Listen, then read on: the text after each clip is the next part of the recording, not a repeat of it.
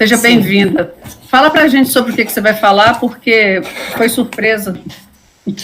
Eu estou preocupada aqui, porque meu notebook, às vezes, para de carregar, e eu estou com medo de me dar uma surpresa no meio da brincadeira aqui e falar que a bateria está acabando. Vê se você consegue terminar. Boa noite a todos, né? Que Jesus esteja conosco aqui nessa noite, nos amparando, nos resguardando. Eu escolhi um tema um tanto denso para a gente conversar, sabe? A princípio eu não tinha, quando me veio assim a intuição do que falar, a princípio eu não tinha atentado para a importância do que é esse assunto. E aí, de repente, assim, quando quem é palestrante sabe que quando escolhe um tema para falar, vem vindo na mente, né? Diversos tópicos, a espiritualidade vai nos auxiliando a ir elaborando o que vai ser a nossa fala. E quando eu percebi que começou a dar tanta coisa errada, foi um monte de detalhezinhos, sabe, atrapalhando, aí eu comecei a pensar, gente, eu acho que esse assunto é muito importante e precisa ser falado.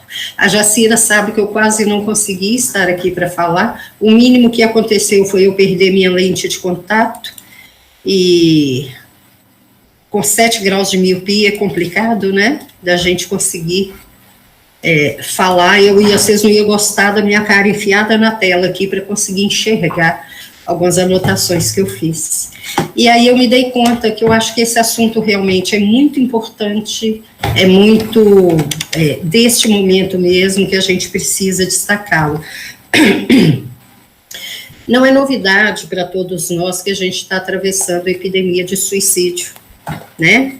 Então, o tema que nós vamos hoje refletir um pouquinho é sobre isso, sobre a questão do suicídio e quais são as motivações, né, e o que o Evangelho segundo o Espiritismo nos traz a respeito.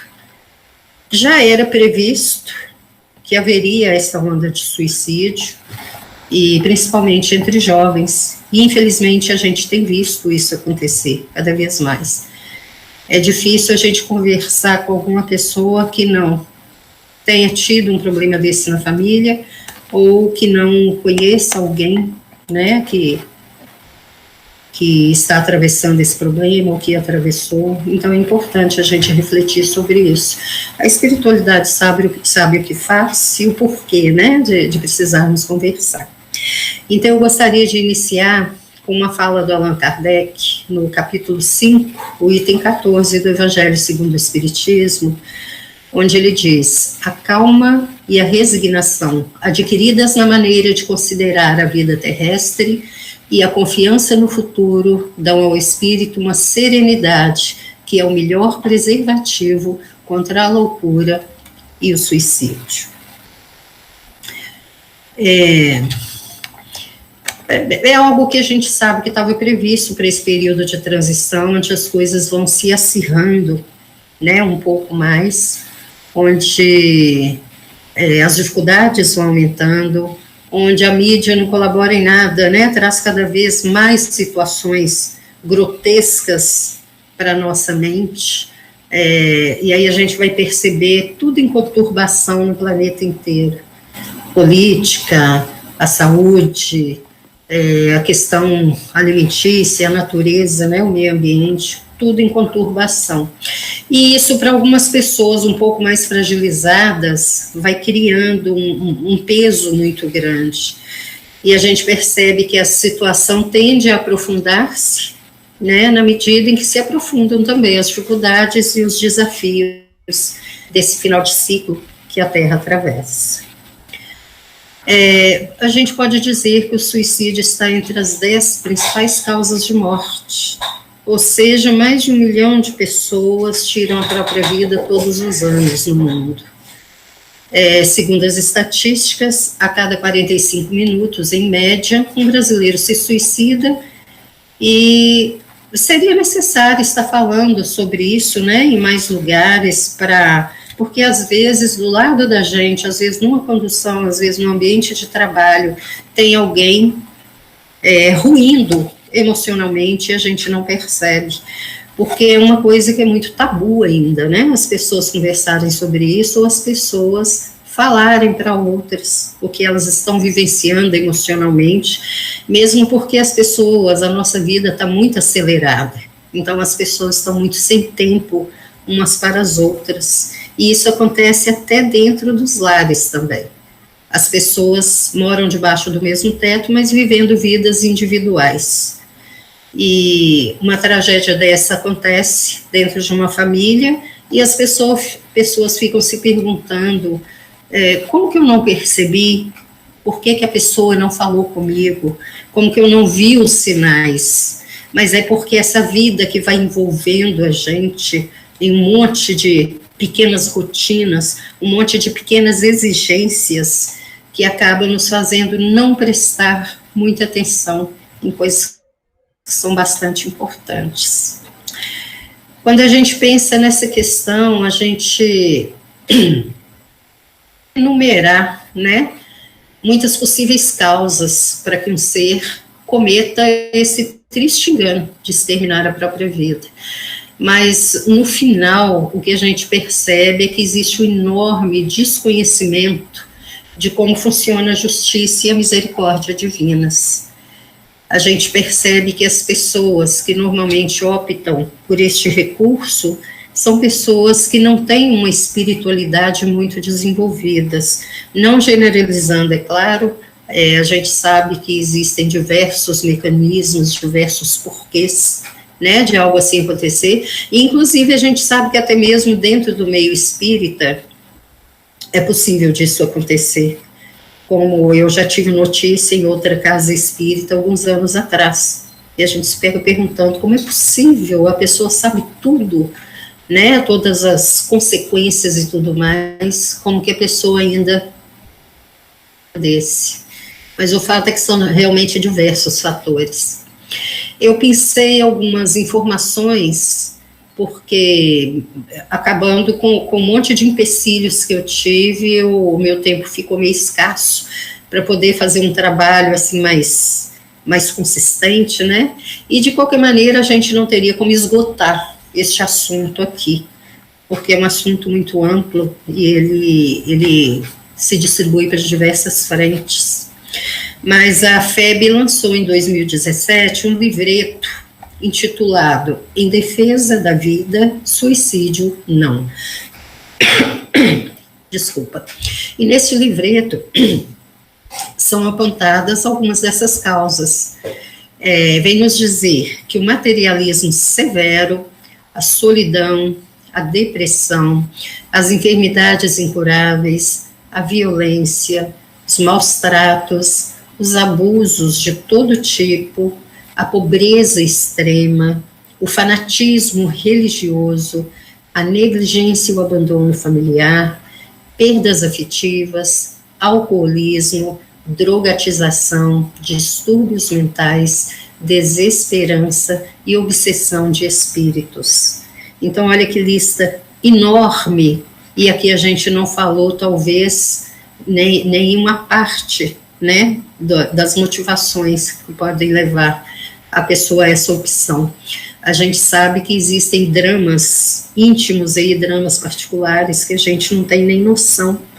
Muitas vezes pessoas convivendo com a gente, vivendo situações extremamente delicadas, difíceis, que a gente não percebe, né? E aí não estende a mão, não auxilia. A crença no nada é a grande incentivadora do suicídio.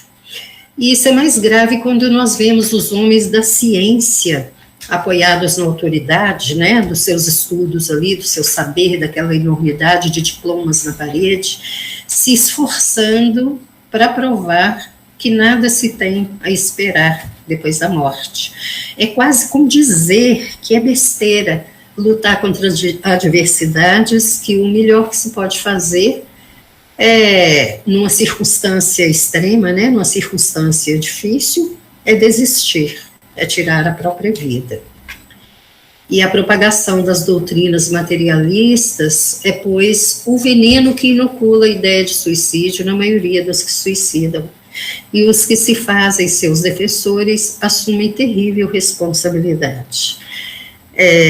Nós sabemos que somos uma cadeia, né?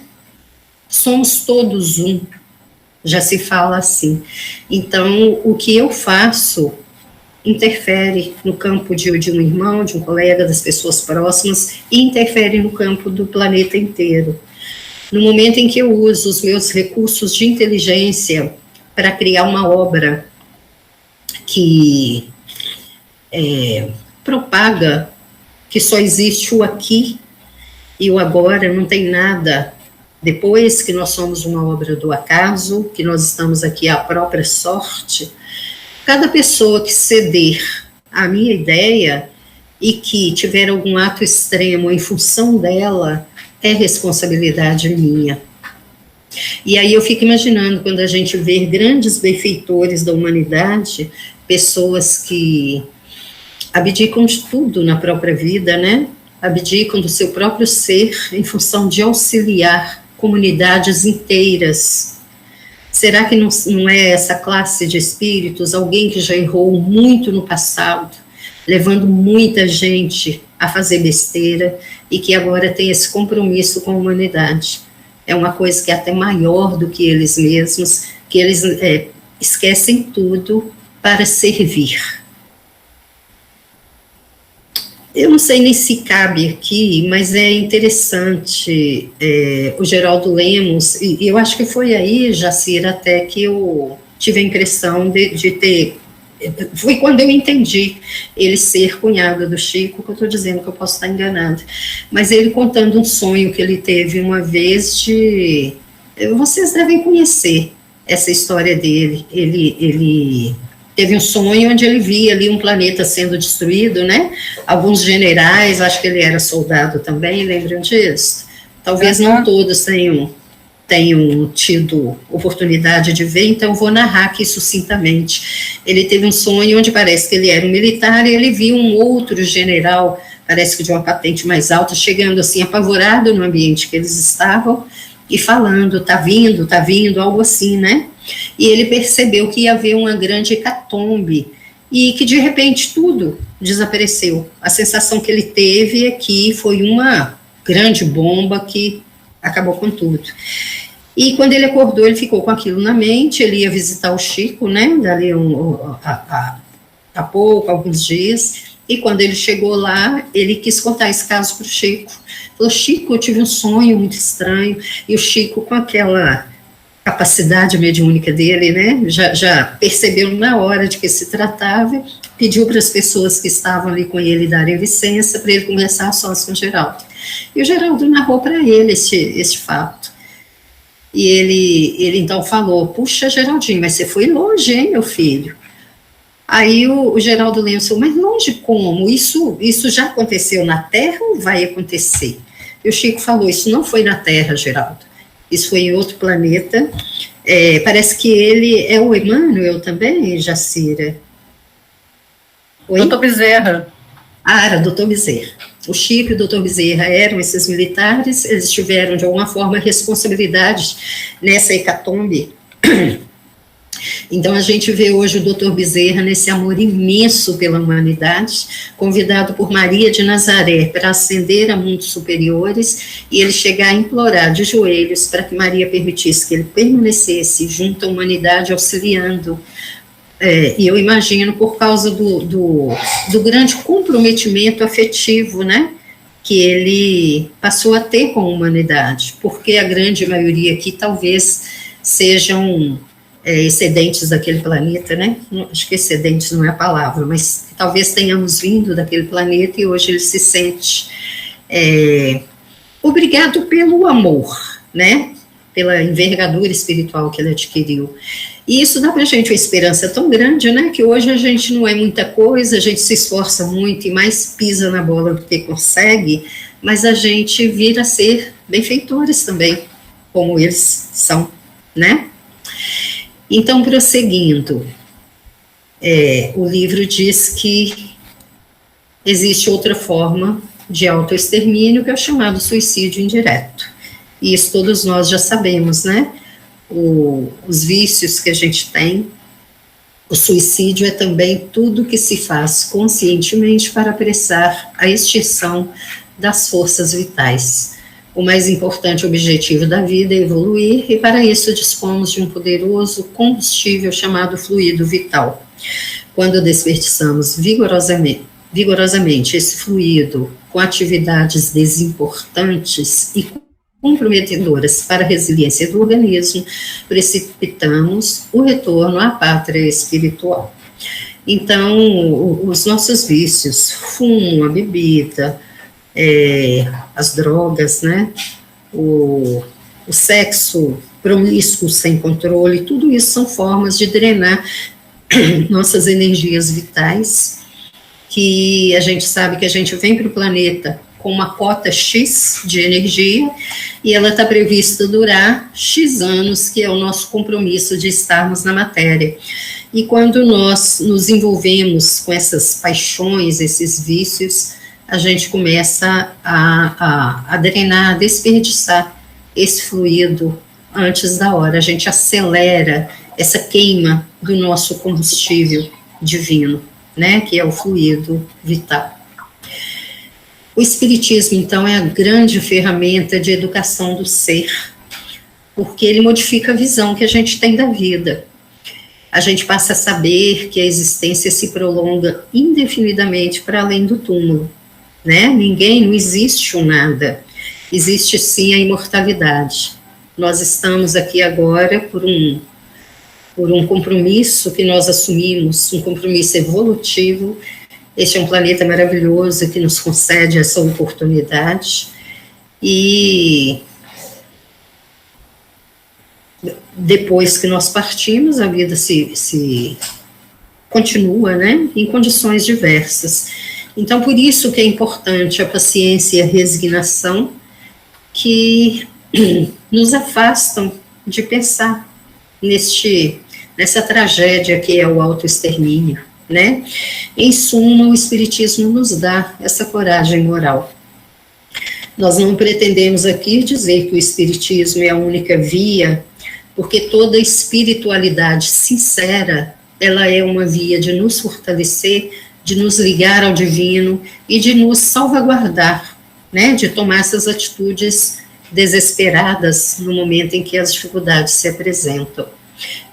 Nós estamos num planeta que ele é de provas e expiações, e nós provavelmente insistimos muito em poder vir para cá, para a matéria, antes de mais nada porque estar na matéria amortece a nossa consciência, né, que a gente não sabe os nossos descaminhos aí passado, talvez alguma coisa que nos incomodasse muito, e também pela oportunidade evolutiva mais rápida que o planeta nos oferece. Então, se a gente tiver em mente que nós estamos neste planeta porque escolhemos estar, ou porque nós sintonizamos vibratoriamente com ele, se a gente tiver em mente que essa é a nossa melhor oportunidade de evolução e de reabilitação perante as leis divinas, nós nos tornamos mais fortes para as adversidades que venham. Porque nós passamos a não encarar as dificuldades como sofrimento, como má sorte, como se Deus tivesse esquecido de nós. Nós passamos a encarar como desafios, faz parte do nosso aprendizado. Se nós viéssemos para cá, para tudo ser simplesmente brancas nuvens, mar de rosas, nós não sairíamos do lugar. As nossas dificuldades é que nos empurram para frente, porque no momento em que a dificuldade aparece, nós precisamos tirar recursos interiores para lutar, para modificar a situação e para nos fortalecer. No momento em que passa aquela dificuldade, cada dificuldade que nós transpomos, o objetivo é que nos tornemos mais fortes, porque virá uma outra prova, virá um outro desafio. Esse é o objetivo da existência. Desafios, a gente tem umas treguinhas, depois vem outro desafio, porque assim é que se faz o nosso aprendizado e a nossa evolução. O Livro dos Espíritos traz para a gente muitas questões relativas a este tema. A questão 943 pergunta: de onde vem o desgosto pela vida que se apodera de certos indivíduos sem motivos que o justifiquem? A resposta é efeito da ociosidade, da falta de fé e muitas vezes da saciedade. O indivíduo às vezes tem tudo, né, e não tem força moral para atravessar nada. Justamente por ter tudo, ele não consegue não ter. Então, para aquele que exerce suas faculdades com fim útil e de acordo com as suas aptidões naturais, o trabalho nada tem de árido e a vida se escoa com mais rapidez. Suporta suas vicissitudes com tanto mais paciência e resignação, quanto mais age, tendo em vista a felicidade mais sólida e mais durável que o espera. Ou seja, a crença na continuidade da vida é que nos dá condições de atravessar o que se apresenta agora. A questão 944. O homem tem o direito de dispor da sua própria vida? Não. Somente Deus tem esse direito. O suicídio voluntário é uma transgressão da lei divina. E aqui eu gostaria até de fazer um adendo. Nós não temos o direito de dispor nem da nossa vida, nem de vida nenhuma, uma vez que nós não somos capazes de criar a vida. Já é mais do que tempo da gente parar com essa mania de matar qualquer coisa que atravessa o nosso caminho. A gente vê tantas mães, a criança fala: mãe, tem uma formiga aqui, a mãe fala: mata. Mãe, tem um besorrinho na minha cama, mata. Quando, na verdade, a gente poderia muito bem pegar, coloca um copo de vidro em cima, uma folha por baixo, pega e joga no jardim, joga lá fora. Então, a gente, com muita facilidade, a gente extermina plantas, insetos, pombos, gatos, o que quer que nos incomode, a gente extermina. E a Dinamarca, há poucos dias, exterminou milhões de visões, né, uma espécie de ratazana grande, de onde, aliás, eles exploram o casaco, né, a pele, e exterminaram que acreditam que eles são portadores de uma mutação desse coronavírus. A natureza começa cada vez mais a cobrar essas nossas atitudes, né, cada vez mais ela está cobrando a nossa irresponsabilidade perante a vida. O próprio coronavírus, ele sempre existiu, mas lá no meio, nos meios mais selvagens, na natureza, né? A partir do momento que o homem começa a acelerar o seu usufruto dos bens naturais, vai trazendo para perto de si essas epidemias que, na verdade, deveriam estar lá, né? Nas selvas, nas florestas, já é natural dos bichinhos que estão lá. Mas a gente parece que ainda está demorando, né? Vai demorar a acordar para isso. A questão 952 pergunta: comete suicídio o homem que perece vítima do abuso de paixões que ele sabia que iriam apressar o seu fim, mas as quais não lhe foi possível... Ui, a minha bateria, gente. Desculpa. As quais não lhe foi possível resistir, porque o hábito se transformou em verdadeiras necessidades físicas, vícios, né, que a gente já falou. E a resposta é um suicídio moral. Não compreendeis que, nesse caso, o homem é duplamente culpado? Há nele falta de coragem, bestialidade e, além disso, esquecimento de Deus. Então, a gente precisa lembrar que o vício, ele não é só esses que a gente conhece, os vícios físicos. Vícios morais também podem nos arruinar. A pessoa que tem, por exemplo, o vício de arrumar confusão. Não tem pessoas que são altamente belicosas, onde elas estão ali provocando, ou não leva desaforo para casa, já parte para os finalmente, já quer partir para a ignorância. Se um outro está armado ali, acabou a vida dela. E ela entra no plano espiritual como suicida. Não era para ela ter partido naquele momento. Diferente de uma pessoa que, às vezes, tenta defender alguém, né? que aí já seria o caso dele se imolar, se sacrificar ali pelo bem de outro. É visto de uma maneira diferente. A questão 952. Será mais ou menos culpado do que o que tira a própria vida por desespero? Será mais ou menos culpado do que o que tira a própria vida por desespero? A resposta é mais culpado, porque tem tempo de refletir sobre o seu suicídio. Naquele que o faz instantaneamente, há por vezes uma espécie de desvario que tem alguma coisa da loucura. O outro será muito mais punido, porque as penas são sempre proporcionais à consciência que se tenha das faltas cometidas. Então, a pessoa que tem tempo de elaborar, de pensar, eu vou fazer de tal maneira, de pesquisar, tem pessoas que pesquisam maneiras de tirar a própria vida. A culpa é tanto maior quanto mais tempo ele terá tido de refletir, né? De voltar atrás, de buscar ajuda de alguma maneira. A pergunta 946.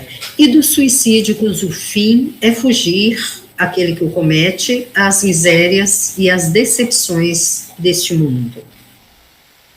Resposta. Pobres espíritos que não têm a coragem de suportar as misérias da existência. É uma fraqueza moral, né? Deus ajuda os que sofrem e não aos que carecem de energia e de coragem. As tribulações da vida são provas ou expiações. Felizes os que suportam, os que as suportam sem se queixar, porque serão recompensados. Ai, porém, daqueles que esperam a salvação do que, na sua impiedade, chamam acaso ou fortuna. O acaso ou a fortuna, para me servir da linguagem deles, podem, com efeito, favorecê-los por um momento, mas para lhes fazer sentir mais tarde, cruelmente, a vacuidade dessas palavras. Quando a gente fala que a resignação, o suportar as adversidades sem queixar, sem desesperar, vão ser recompensados, eu acho que já é tempo também da gente tirar aquela imagem que a recompensa vai ser ir para o céu, ficar lá sem fazer mais nada, né? Quietinho. Na verdade, a nossa recompensa, ela é interior. Ela é a recompensa, é um salto à frente. Dependendo das agruras que nós atravessamos, dependendo como nós nos comportamos perante elas, é um salto evolutivo. E, de repente, por causa de alguns anos de dificuldade, a gente não precisa sequer reencarnar mais no planeta, porque a gente eleva tanto a nossa vibração, o nosso conhecimento, a nossa resiliência, que a gente é como se tivesse aprendido tudo que esse planeta tem a oferecer. Então, a gente está apto a ir buscar novas informações, novos conhecimentos em planetas de vibração mais elevada do que o planeta Terra tem a nos oferecer, né? A pergunta 950 diz: que pensar daquele que se mata na esperança de chegar mais depressa a uma vida melhor? Outra loucura: que faça o bem e mais certo estará de lá chegar, pois matando-se retarda a sua entrada no mundo melhor e terá que pedir emprestado. Peraí, gente, que eu me perdi um pouquinho. Outra loucura: que faça o bem, mais certo estará de lá chegar, pois matando-se retarda a sua entrada no mundo melhor e terá de pedir, lhe seja permitido, tem nada de emprestado, lhe seja permitido voltar para concluir a vida a que pôs termo sob o influxo de uma ideia falsa. Uma falta, seja que for, jamais abre a ninguém o santuário dos eleitos. Quantas pessoas que já cometeram o engano de ver morrer um ente amado, né? É um filho, é um parceiro, é um genitor. Eu vou tirar minha própria vida, que eu vou encontrar com a pessoa. O que ele fez foi distanciar absurdamente da outra, principalmente se a outra pessoa tiver vivido bem e ido no tempo corretinho, assim, com um currículo bacana. A pessoa que comete um engano desse, às vezes vai levar vidas e vidas para conseguir encontrar de novo aquela pessoa, porque o que ele fez foi distanciar as vibrações. Ele se colocou num patamar de vibração completamente diferente do patamar daquele que se foi no momento certo, né, pela permissão divina. Bom, a gente se pergunta o que acontece com o espírito que se suicida, né, com o espírito suicida. Diversas literaturas nos trazem apontamentos sobre situações de espíritos nessa condição. Mas a gente precisa lembrar que não é possível generalizar. Cada caso é um caso e vai depender de diversos fatores. Então, eu trouxe aqui algumas situações, algumas informações, né, que eu consegui colher, que narra as situações mais comumente informadas, contadas nas literaturas espíritas e trazidas em reuniões mediúnicas. Começa aqui, ao se suicidar, um espírito abaixa o seu campo vibracional automaticamente, devido ao crime cometido contra a própria vida. E isso leva o espírito a todo tipo de sensações de níveis mais baixos, podendo causar no espírito incríveis sentimentos de culpa, já que no mundo espiritual a consciência do ser tem voz muito mais ativa que no mundo corporal. O suicida pode sofrer por muitos anos de uma culpa que corrói o seu psiquismo, levando à beira da loucura espiritual.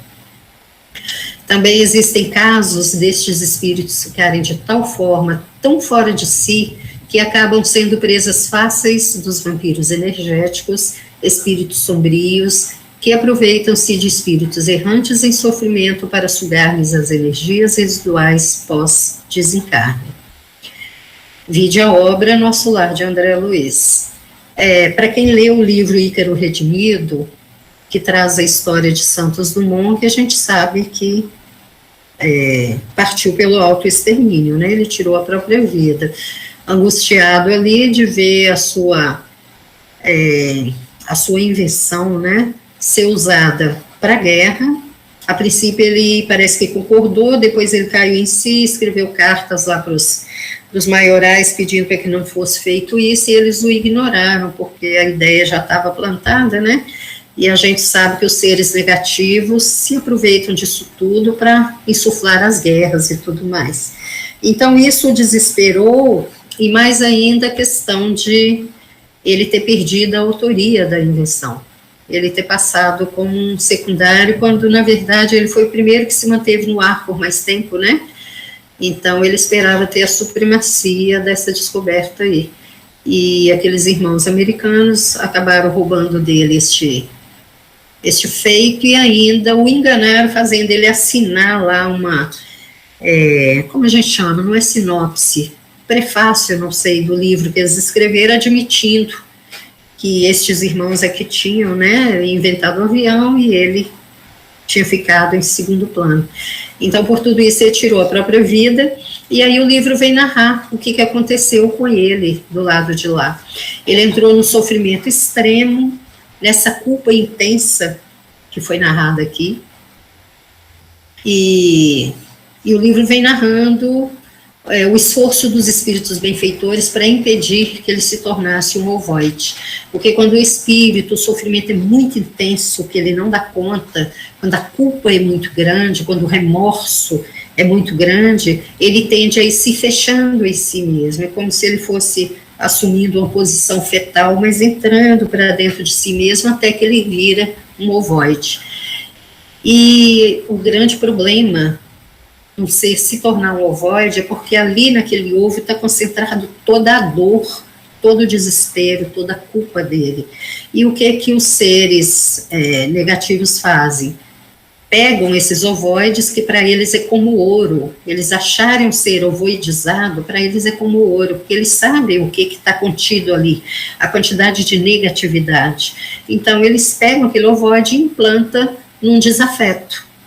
Então, muitas vezes a gente vê pessoas começarem a adoecer sem motivo, os médicos não encontram a causa, a pessoa vai derruindo, a pessoa às vezes enlouquece, e tudo isso em função Quer dizer, os médicos não descobrem, precisa de um trabalho espiritual muito intenso para a retirada, muitas vezes é obra disso. Eles implantam o ovoide, a pessoa começa a sentir todo o desespero, toda a dor, toda a aflição, toda a culpa, toda a loucura daquele ser que está ovoidizado, e os médicos não conseguem descobrir o que é.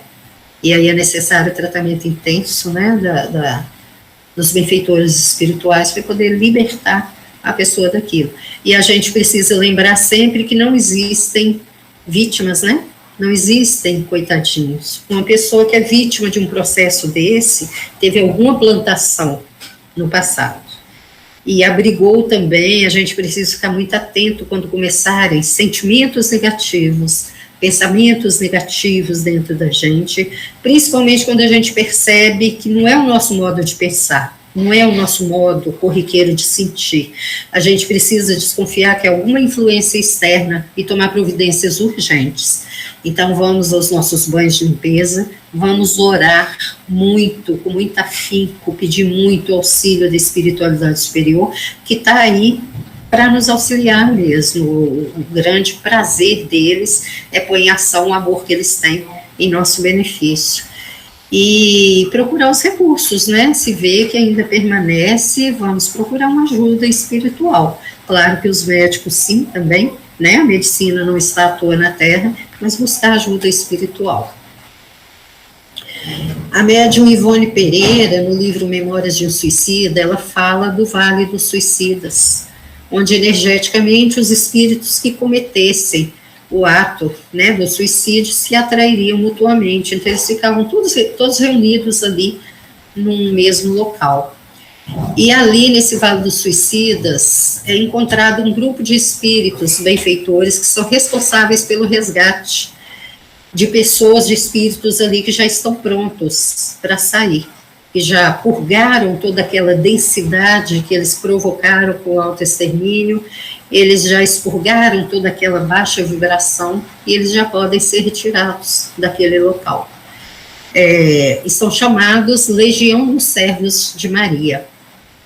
Então, eles atuam ali socorrendo estes espíritos. A gente pode lembrar quando Jesus disse, né, sobre as nossas atitudes, os nossos desafetos, nossas irreconciliações, para que nós não fôssemos levados ao juízo, e o juízo nos mandasse às trevas exteriores, onde haveriam choro e ranger de dentes, de onde não sairíamos até ter pago o último ceitil. Então, este vale a gente pode ver que é uma dessas condições, não foi só desse lugar que Jesus falou. Ele fala, inclusive, de encarnação em planos inferiores, né? Até mesmo como que nós estamos. Nós não temos como sair da Terra sem ter aprendido tudo que a Terra tem a oferecer, sem ter reabilitado a nossa consciência, né? Ficar com ela imaculada. Mas esse Vale dos Suicidas a gente pode perceber que também é um desses campos, porque lá o espírito fica até que ele consiga purgar tudo, até que ele consiga se libertar de toda aquela densidade, para ele poder ser retirado de lá. A misericórdia de Deus não falta nunca. Ver essa legião dos servos de Maria, né, lá auxiliando, socorrendo. Jamais a gente está à parte da obra divina. Existem algumas notícias mais recentes, e ao que me parece, informando que esse vale está sendo desfeito, por causa dessa, vamos chamar de reurbanização espiritual, né, um tipo de limpeza energética que está sendo feito no umbral, nesses locais mais densos, porque a Terra está mudando de patamar, está mudando de vibração. Então, à medida que a Terra eleva a sua vibração, não condiz mais com este campo de energia tão densa à sua volta, né? Que é o que nós chamamos de umbral. Mas isso não é feito do dia para a noite, o umbral não desapareceu, isso é aos pouquinhos, inclusive espíritos que lá estão sendo trazidos para reencarnarem ainda, para ter contato com espíritos melhorados, como uma última chance deles conseguirem permanecer no planeta. Infelizmente, a gente percebe que a grande maioria não está conseguindo aproveitar, né? A gente está vendo a quantidade de espíritos altamente violentos, altamente egoístas, né, indiferentes à miséria do outro, querendo só para si, não estão conseguindo aproveitar. Então, sendo confirmado ou não, né, a gente sabe que ainda existe muitas regiões no umbral onde espíritos em sofrimento, inclusive suicidas, permanecem se reunindo devido à vibração semelhante, né, a sintonia dos pensamentos. O Jacírio tem até as 9, não é isso? Quando o espírito reencarna, depois de ter sido suicida, né, na existência anterior, ele costuma vir com o órgão que foi atacado pelo suicídio indireto marcado. Indireto ou direto, né? Então, isso é que vem explicar muitos defeitos congênitos. Quando eu perdi minha lente de contato com 7 graus de miopia, eu acabei lembrando disso, gente. Que besteira que eu devo ter aprontado, né, no passado, para hoje ser portadora de 7 graus de miopia. Eu sem lente, eu fico igual um calango cego. Então, assim, vejo tudo borrado, né, e alguma causa tem para isso. Então, vou correr atrás do prejuízo, né, vamos ver se a gente faz as coisas certas agora. Então, estes que vêm com defeitos congênitos, eles podem ser espíritos que em vidas anteriores cometeram algum tipo de excesso que lhes causou uma marca perispiritual de tanta profundidade que ainda em outra vida os efeitos dessa ação são percebidos em forma de distúrbios de saúde apresentados desde a infância. Então, vamos um pouquinho mais à frente, como que nós podemos nos prevenir do suicídio, ou como que nós podemos ajudar um ente amado que tenha tais tendências. Kardec nos diz que somente o trabalho, ou seja, uma ocupação útil, que ele traga a satisfação de estar sendo útil para o mundo e para si mesmo. Aos que possuem desordem mental, seja depressão ou outro tipo de problema psicológico, é preciso procurar um apoio profissional, né, uma ajuda médica. É preciso lembrar que a vida continua e o suicídio não irá salvar ninguém de problemas, pelo contrário, né, vai acentuar os problemas. O problema vai persistir, aumentado do dano que ele acarretou a si mesmo.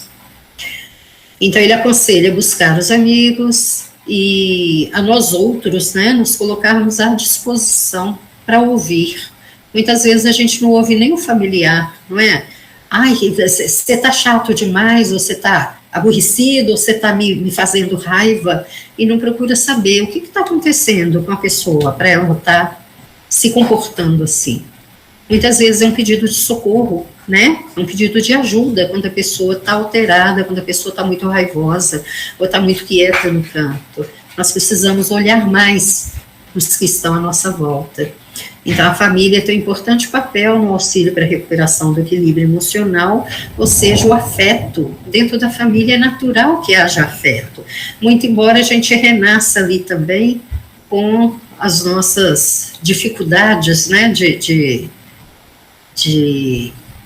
relacionamento. Aqueles que a gente não deu conta lá atrás, muitas vezes nasce junto para a gente ver se consegue.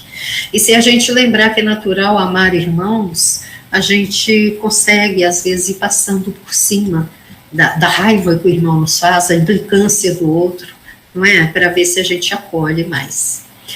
É importante andar com fé, tentar desenvolver o sentimento de gratidão, isso é fundamental, porque se a gente ocupa a nossa mente, nosso tempo em agradecer, e tudo é motivo para agradecer, todos nós temos alimento, nós temos teto, nós temos roupa, nós temos afetos, nós temos, embora um probleminha ou outro que todos nós podemos ter, mas nós temos saúde, nós estamos aqui, nós temos visão, temos audição, o tempo todo é motivo para agradecer. É sair lá fora e ter um sol lindo, é olhar para fora e está chovendo, tudo é motivo para agradecer. Então, se a gente focar bastante na gratidão, a nossa vibração eleva, a gente tanto fica fora da influência de seres negativos, quanto a gente vai melhorando a nossa vibração também. A gente precisa evitar exposição exagerada aos noticiários, que cada vez menos trazem coisas positivas, né? E prece, prece, prece. A gente precisa acolher, aceitar, não julgar, compreender e respeitar. né, os que estão à nossa volta. A gente precisa permitir que as pessoas desabafem, que falem sobre os sentimentos, sem receber críticas. Então, a gente mais ouvir do que falar. Eu vou contar rapidinho aqui a história do Divaldo Franco, ele contando que ele teve uma irmã que em 1939 tirou a própria vida. Eu acho que isso no filme dele narra, né? Parece que ela casou com um rapaz, foi morar em outro lugar, afastou da família, e depois chegou a notícia, depois de um tempo, que ela tinha suicidado. O Divaldo tinha 12 anos nessa época. E aí, por amor a essa irmã, o Divaldo Franco pediu, acho que é o cunhado dele, para levá-lo a locais onde, aquelas zonas de meretrício e tudo, ele queria ver o que ele podia fazer a respeito, como que ele podia ajudar aquelas pessoas lá. E ele ficou muito, muito preocupado quando ele chegou, que ele adentrou uma zona de meretrício, e ele percebeu que muitas vezes as mães estavam atendendo, né, recebendo os seus clientes na cama, e debaixo da cama os filhos dormindo, as crianças. Então, ele muito preocupado com aquilo, que as crianças, se elas permanecessem junto das mães, elas estão expostas a todo tipo de coisas perniciosas. Ele saiu conversando com as mães e pedindo a elas autorização para tirar os filhos delas dali, levar lá para a mansão do caminho, né, para educá-las. Então, as mães permitiam, ele ia ao juiz, conseguia a guarda das crianças, tirava elas dali, e aconselhava as mães que elas podiam visitar os filhos sempre que quisessem, mas para elas terem cuidado, né, de colocar uma vestimenta mais adequada para poder ir lá visitar os filhos. E ninguém ficava sabendo da origem dessas crianças, só o Divaldo Franco e quem estava ali mais intimamente relacionado com ele, né, que o ajudava nessa tarefa, que ficava sabendo. E essas crianças, ele conta que todas elas se tornaram bons cidadãos. Mas esse trabalho dele, ele fez em memória da irmã, por amor à irmã dele. Então, ele determinou, eu vou fazer o bem, mas que o benefício desse bem reverta para ela. E essa atitude dele, com essa atitude, ela recebeu bênçãos no plano espiritual. O Divaldo diz que as leis divinas transformam o amor em resgate, e por causa disso a irmã dele pôde reencarnar. Aí o Divaldo teve a oportunidade de conhecê-la, se não me engano no filme também, aquele momento em que deixam um bebê na porta lá da mansão do caminho, que ele acolhe, eu acho que é a irmã dele que retornou daquela forma.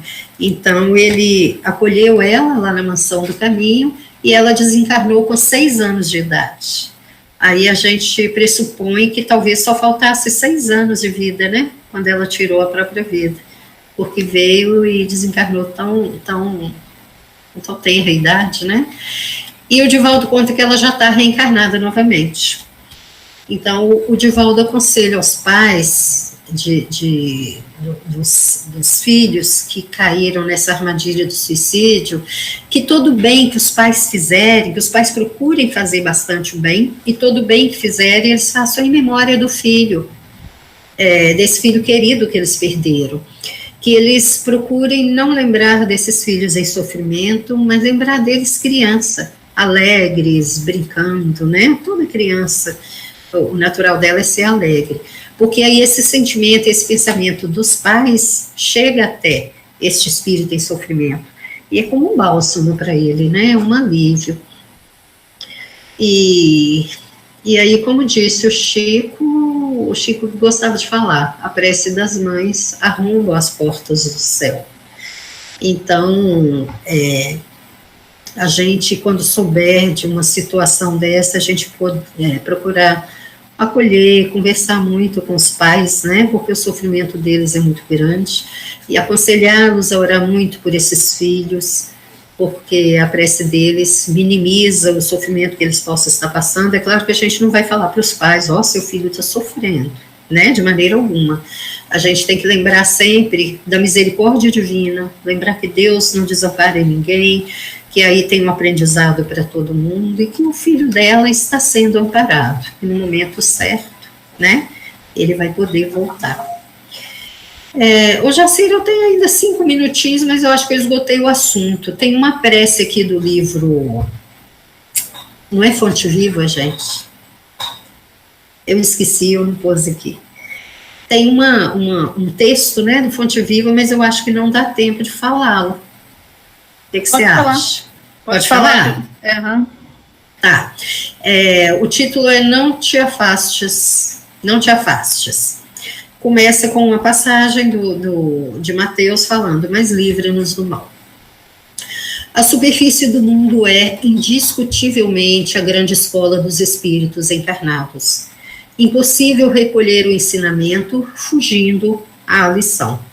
Ninguém sabe sem aprender.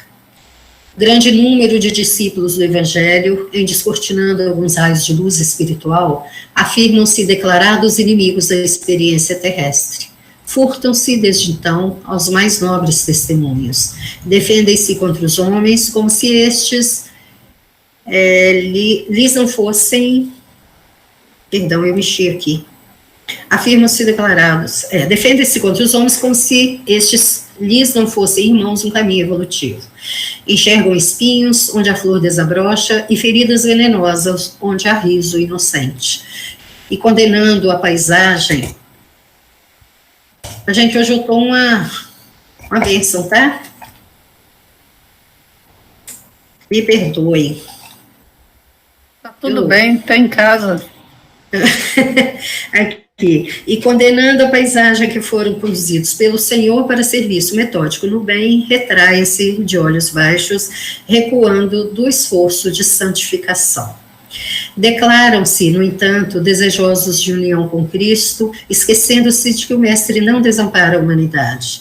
Estimam, sobretudo, a oração, mas repetindo as sublimes palavras da prece dominical, esquecem que Jesus rogou ao Senhor Supremo nos liberte do mal, mas não pediu o afastamento da luta. Aliás, a sabedoria do cristianismo não consiste em insuflar o aprendiz na santidade artificialista, e sim em fazê-lo ao mar largo do concurso ativo da transformação do mal em bem, da treva em luz e da dor em benção. O mestre não fugiu aos discípulos, estes é que fugiram dele no extremo testemunho. O divino servidor não se afastou dos homens, estes é que o expulsaram pela crucificação dolorosa. A fidelidade até o fim não significa adoração perpétua em sentido literal. Traduz igualmente espírito de serviço até o último dia de força utilizável no mecanismo fisiológico. Se desejas, pois, servir ao Senhor, Jesus pede a ele te liberte do mal, mas que não te afastes dos lugares de luta, a fim de que aprendas, em companhia dele, a cooperar na execução da vontade celeste, quando, como e onde for necessário. Emmanuel, nossa gratidão a ele. E a nossa gratidão a você, viu, Marcília, por ter superado os obstáculos e ter trazido esse assunto tão importante. Eu tentei trazer um psicólogo para falar sobre esse tema, o Arnaldo. Ele até também atua lá na Casa do Caminho, e só que ele não tinha horário. Na terça-feira ele não tem horário que ele atende. E é um assunto muito importante. A gente vive um momento muito difícil, muito complicado, e é um assunto que você não quer falar sobre ele, porque diz que quanto mais fala, mais estimula, mas se você não fala também, você se omite, é muito complicado mesmo. A gente tem que conversar sobre isso, né? Então, eu agradeço muito, dentro da visão da doutrina espírita, a gente poder, pelo menos, estar conversando com as pessoas, né? Falando da existência do mundo espiritual e tentar nos evangelizar para que as pessoas também, a gente possa contaminar as pessoas com a nossa evangelização, né? Ir nos fortalecendo, né, Jacira? Todos juntos a gente caminha com mais forças, né? Olha, não sei se você viu aí no chat, todo mundo aí agradecendo, te dando os parabéns. Eu agradeço também. Achei ótimo. Aqui, ó, a Milene falou que sem as lentes você foi ótima. Imagina, né? Mas você está de lente, né? Não, Milene, eu consegui resgatar. O meu marido desatarrachou o sifão da pia e a lente estava lá dentro. Graças a Deus. Muito obrigada, viu? Obrigada a você, Jacira, Deus te abençoe. Obrigada a todo mundo pela paciência. Jacira. Oi, amor.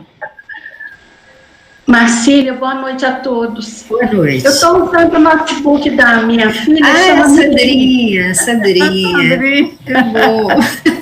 Aí aparece o nome dela, depois eu vou fazer a correção. Um beijo grande para vocês, viu? Beijo, obrigada, viu? Beijo, Sandra. Obrigada, tchau. Obrigada. Então, gente, vocês estão todos convidados, né? Aqueles que puderem fazer esforço físico, sábado no sacolão, domingo na campanha. E a gente precisa de trabalhador mesmo, gente que pega a sacola, busca pão, faz todas essas coisas, porque é só trabalhando que a gente consegue sendo útil, né? A gente tira todas as caraminholas da cabeça. Né? A mente tem que ficar sã, e para a mente sã tem que ter trabalho. Não é assim, Marcília? É isso. É isso que eu entendi que você falou. Sim. Né? Ô, Jacira. Então, oi.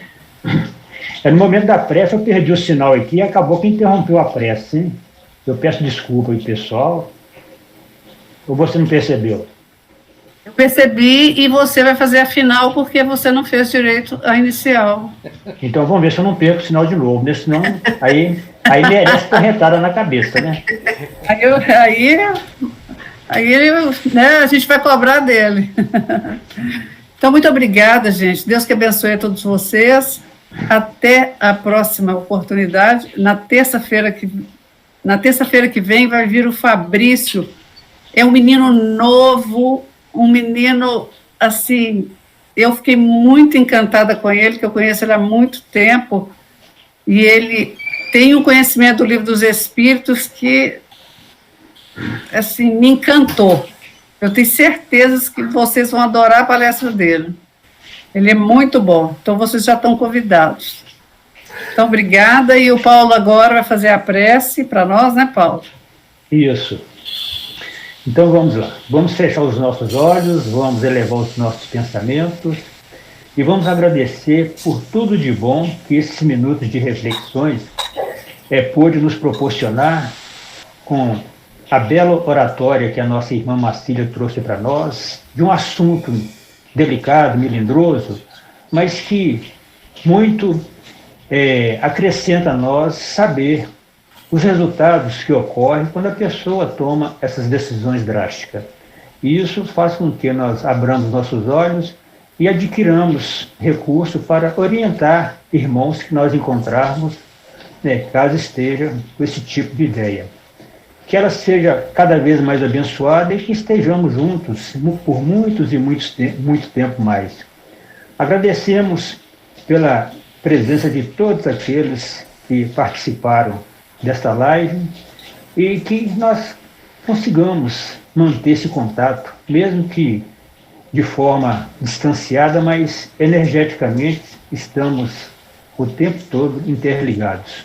Não conseguimos fugir disso.